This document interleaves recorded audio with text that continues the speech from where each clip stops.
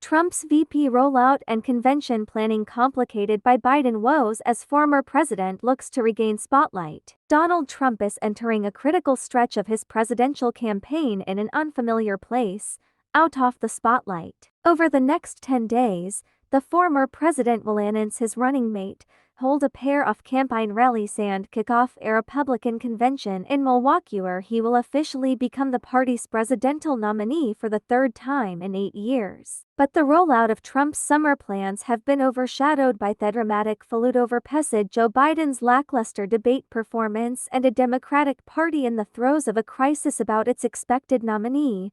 While the Trump campaign was happy to sit back and watch Biden and his allies roll through the holiday weekend, the former president is quickly approaching a marquee period over which he planned to be the center of attention. That is no longer the expectation, though, and his campaign is now trying to navigate how to maximize the rollout of his vice presidential pickard in unprecedented circumstances while pulling off a convention that can successfully set up the new ticket for the final 3 months of the race. Uncertainty around Biden may have also injected new factors for Trump and his advisors to consider in a running mate. Though Trump had previously indicated he had already made a selection, in my mind, a Republican fundraiser close to the former president said the prospect of Biden ending his White House bid as likely altered Trump's calculus. Trump's search for a running mate focused on 3 names: North Dakota Governor Doug Burgum, Florida Sen. Marco Rubio and Ohio Sen. J.D. Vance. Trump's campaign had previously said that the top criteria in selecting a vice president is a strong leader who will make a great president for 8 years after his next 4-year term concludes. Such guidelines appeared to give an edge to Rubio, 53, and Vance, 39, over the 67-year-old Burgum. As the youngest and closest to the far-right forces in the former president's orbit, Vance appears best positioned to campaign as an heir to Trump's MAGA movement, if that is the former president's preference. Rubio's proximity to donors and the governing class is viewed as stabilizing to Republicans in Washington, while Trump's continued fixation on Burgum suggests he may be more interested in casting for the role of running mate and picking a successor. When to unveil that pick, though, has become a moving target, particularly in the overwhelming focus on Biden.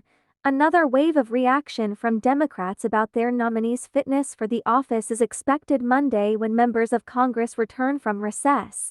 Biden, meanwhile, is participating in a NATO summit this week in Washington and is scheduled to hold a news conference Thursday where he is certain to face questions about his future. Trump's campaign views Monday, July 15, the opening night of the Republican convention in Milwaukee, as the deadline to present his vice presidential cause.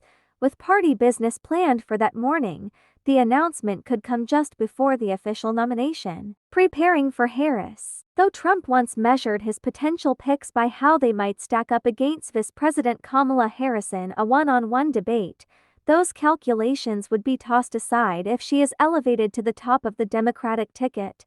Those around Trump increasingly view that as an outcome they may have to face. Harris' potential ascent amid Biden's physical decline has crystallized the need for the 78-year-old Trump to pick someone voters believe can step into the job, the Republican fundraiser argued. Still, few people have a clear insight into Trump's preference at the moment.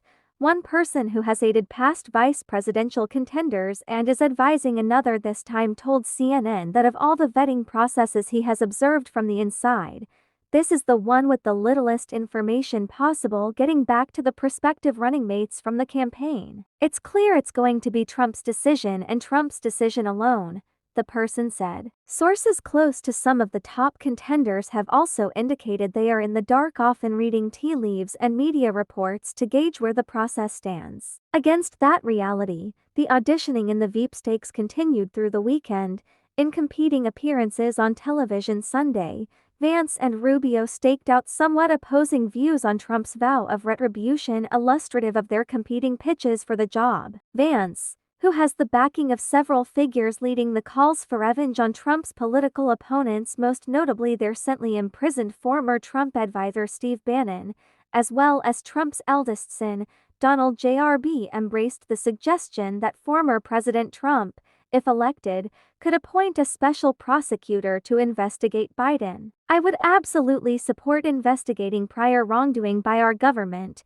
Absolutely, Vance told NBC's Meet the Press. Rubio, meanwhile, appeared more skeptical that Trump would choose such a path. He was president for years. He didn't go after Hillary Clinton. He didn't go after Joe Biden. He didn't go after Barack Obama, Rubio told CNN's Dana Bash on State of the Union. Burgum did not appear on the Sunday political shows this weekend, in a sign that even Trump's closest allies do not believe his mind is made up. Other names continue to get suggested. Speaking on CBS Face the Nation on Sunday, South Carolina Senator Lindsey Graham pushed for his Palmetto State partner Senator Tim Scott, but also cautioned against overlooking Virginia Governor Glenn Youngkin. If we win Virginia, we win, Graham said. It is over. Convention anxieties. The Republican convention itself remains a work in progress, and planning for Milwaukee is taking place.